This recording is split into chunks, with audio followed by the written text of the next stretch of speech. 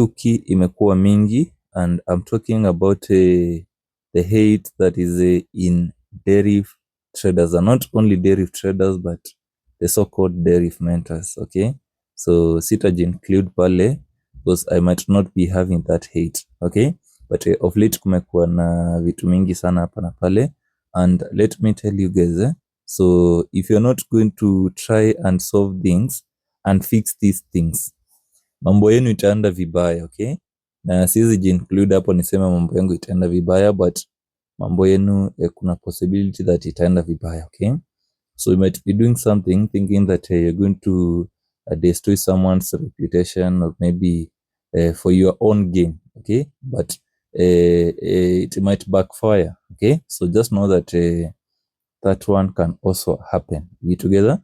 Then kitu ingine, I remember those days who was a brank kusema hivi, because we used to trade without these trading websites. Okay, but to be honest, we didn't have the knowledge about the sites. Okay, but we used to be there na tulikuwa tuna trade tu kama kawaida kwa app.deriv.com. Okay, but right now, after most of these people that are saying that maybe they are trying to hate, I think they are the ones that walikuwa wanatutafuta tujue how we can maybe be able to use these trading websites. Okay, but now upon seeing that mambo itaendea vibaya, they are now trying to try their best, of which it's very hard to destroy some of the other people's reputation. Sijasema ni mimi, hapana, no, I'm just saying the truth.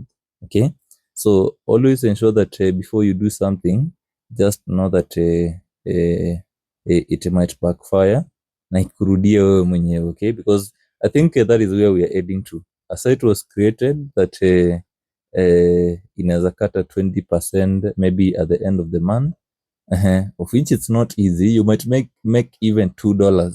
Sasa 20% pale itakuwa ngapi? Or maybe 10 USD. Okay, so another one is now created yenye itakuwa inakata 8% of the monthly commission. Okay, kupata ile commission haikuangi rahisi. That is one thing that you guys need to know. Okay, just focus on the profit that you're going to make from deriv and from the strategy that your mentor is going to teach you. Okay, so don't just think that it's easy. Okay, and now something is going to happen, because nikiangalia someone mwenye alileta hii 8% na nikiangalia the difference between 8% and 20%, hapo hivyo kuna maswali mingi. Okay, so kuna mtu hapa atakuja kuumia. Okay, and because they were thinking that they are going to destroy everything. I remember that video. Okay, bado sijasahau. So just try out guys and fix these things. At least you come into agreement na mambo itakuwa fine. Okay, so that's my point of view as analyst Kim. Naweza ongea because nimekuwa hapa for some time kila kitu yenye mnafanya I'm just checking it right here on my phone, ndio.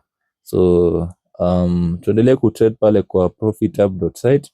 Automations ni mingi, nimefanya video nyingine hapo nikiwaelezea venye unaweza trade pale DFAST market. So hiyo ni ya beginner traders, na pia kama wewe ni pro na unaweza taka kuitumia, it's one of the best. So wishing you guys all the best. This is Kim, let's keep trading. Na mambo mingi mentors mwache, si ndio? Na mtaona mambo iko sawa. Mniulize venye mtu anafaa kukaa online. Peace out guys, see you all at the top.